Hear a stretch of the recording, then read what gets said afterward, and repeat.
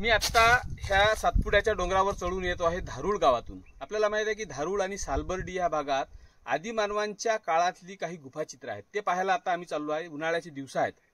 आपल्याला सातपुड्यातील मेळघाट माहित आहे, तर हा मेळघाटला लागून असलेला भाग म्हणजे मोर्शी आणि वरुड या भागातला सातपुड्याचं जंगल।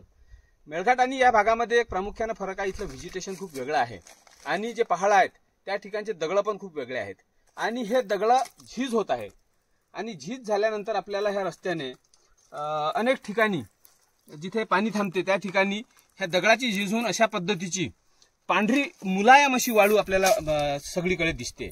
तर मेळघाटमध्ये अशा प्रकारचं आपल्याला दिसत नाही, तर सातपुड्यातला ह्या दोन भागातला प्रामुख्याने फरक आपल्याला इथे पाहायला मिळतो। हा डोंगर चढून जात असताना आपल्याला सर्वत्र दगडच दगड दिसतात। यावर अधूनमधून दगडांच्या फटीत उगवलेली बारकी झाडं दिसतात। त्यामध्ये उन्हाळ्यात सुद्धा हिरवी दिसणारी तेंदूपत्त्याची झाडं सर्वात जास्त आहेत। तर या ठिकाणी उंचावर अजून गेल्यानंतर आपल्याला चारोळीच्या झाडांची संख्या मोठ्या प्रमाणात दिसते। याशिवाय या भागात भिरा, जांभूळ, अमलतास ही झाडं सुद्धा आहेत आणि अमलतासची झाडं असल्यामुळेच आपल्याला ह्या ठिकाणी अस्वलीचा संचार पण आहे। आणखी थोडं वरती चढून गेल्यावर आपल्याला मोठाले दगड दिसायला लागतात। याच दगडामध्ये पूर्वीच्या काळात आदिमानवाच्या गुफा होत्या किंवा ते तिथे राहत होते आणि त्यांची चित्र किंवा केव पेंटिंग या ठिकाणी आहेत। या रस्त्यावरून चालत असताना आम्हाला बऱ्याच ठिकाणी अस्वलीची अशी विष्ठा पडलेली दिसली, ज्यामध्ये अमलतासच्या बिया खाल्ल्याचं आम्हाला दिसून आलं।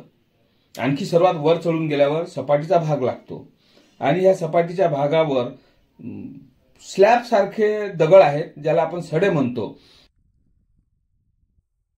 धारूळ भागातल्या ह्या ज्या सातपुड्याच्या रांगा आहेत ह्या आपल्याला आता मी जिथून येतो आहे त्या कशा वेगळ्या आहेत आपल्याला लक्षात येईल। संपूर्ण दगडाचा पॅच आहे आणि या दगडावर ही जी संजीवनी वनस्पती आहे हे आता उन्हाळ्यात वाढलेली आहे।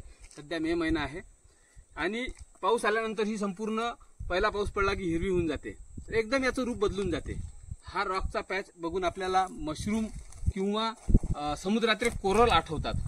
हा रॉक संपूर्ण सँड रॉक आहे, याची रेती पण आपल्याला हाताला लागते, याची दरवर्षी झीज होते, म्हणूनच या भागात आपल्याला पांढरी शुभ्र स्फटिक सारखी रेती दिसते। तर या भागात जे रॉक शेल्टर्स आहेत त्यामध्ये आदिमानवाच्या गुफा आहेत आणि त्यातल्या गुफा आपण एक एक पाहत पुढे चाललो आहे। आता चाललो आपण बरड नाल्याकडे।